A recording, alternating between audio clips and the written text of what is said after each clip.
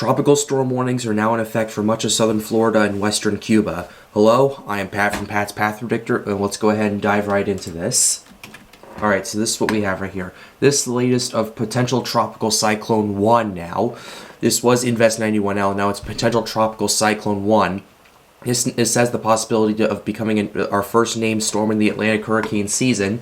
However, as you can look right here, it doesn't look really that well developed. As you can see, the center of circulation, let's actually pause this, the center of circulation is actually right here, and much of the storms are like all over here in much of Cuba, and parts of the Florida Keys. So yeah, it's not all that well developed, but as time goes on, as it overcomes that shear, it's going to be able to do that. So we'll have to keep an eye out on that. This is the cone.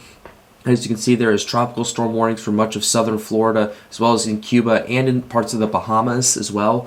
The tropical storm warning includes cities like Naples, Miami, Fort Lauderdale. Those big cities, as well as western Cuba right here, parts of the Bahamas. So we're going to go ahead and read what they have to put out.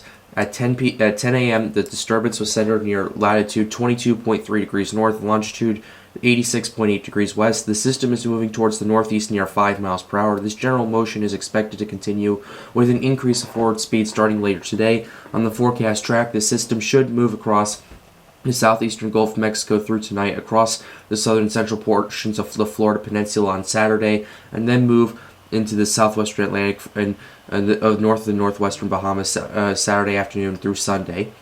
Maximum sustained winds are at 40 miles per hour with higher gusts. That's tropical storm strength, but they're not ready to issue a tropical storm, call it a tropical storm yet, because it's not that well developed. But it will get pretty well. It will develop a well-defined center and become a tropical storm later today, with some slight strengthening possible as it approaches Florida. Additional strengthening is possible as after it moves over Florida into the western Atlantic in late Saturday and Sunday night. The formation chance of this becoming a tropical storm in the next 48 hours is 90%, 90% in the next 5 days as well. Tropical storm force winds extend 70 miles from the center, but I want everyone to understand that that's mostly in the eastern side of this right here. So I want everyone to keep that in mind as we continue through this. The estimated minimum central pressure based on Hurricane Hunter aircraft data is 1,002 millibars, so that's an interesting development right there. So the pressure was at 1,003 when it was originally PTC1.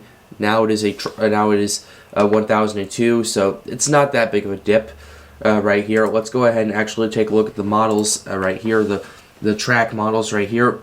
So this is what's going on. It's expected to make landfall in the next 36 hours or so as it moves through 24 to 36 hours as it moves through.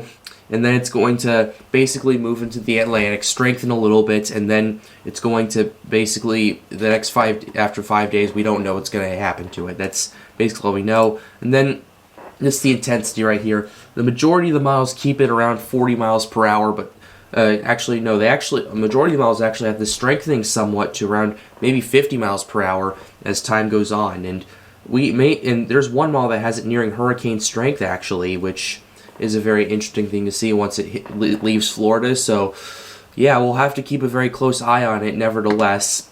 The wind shear in the Atlantic hasn't been the most favorable. It's for tropical storm development, but this system's already has been handling it kind of like a pro, honestly, if you take a look at this, because it's moving through, and yeah, it's feeding off that very warm water in the Gulf of Mexico. It's now getting into that Gulf Stream, and yeah, that loop current, and yeah, it's looking pretty interesting. So yeah, I think that warm water is going to be enough to overcome that shear and for this thing to develop into a tropical storm. And once it exits that, the shear only goes down from after Florida, and we could see a strengthening storm after this. So let's go ahead and look at the temperatures.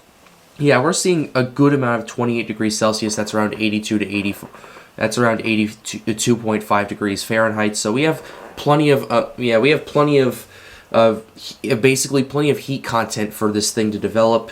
So yeah, we'll have to keep an eye on this as it develops. Let's go ahead and head back to the satellite just to show you what the development, how this has been developing. Let's go ahead and, before we do anything, let's go ahead and, alright, there we go. Let's go ahead and see the latest frames. You can see that center of circulation is starting to look a little more defined now. but at the same time, we're going to have to wait and see what goes on. So I'll be updating you guys as the situation develops. So with that being said, it's going to wrap up this video. Hope you enjoyed it. Be sure to leave a like, subscribe to the channel if you are new. It helps me out. It helps me make more videos like these. The goal of this channel is to get more people informed about weather and engage with it, especially hazards like this. So yeah, I was off yesterday. I was pretty busy, as well as preparing for hurricane season, my hurricane season coverage. So yeah, I had to take a day off of YouTube just to get ready for that, as well as handle all the other stuff I had to do. But so thanks for sticking by. With that being said, have a wonderful day. Stay safe.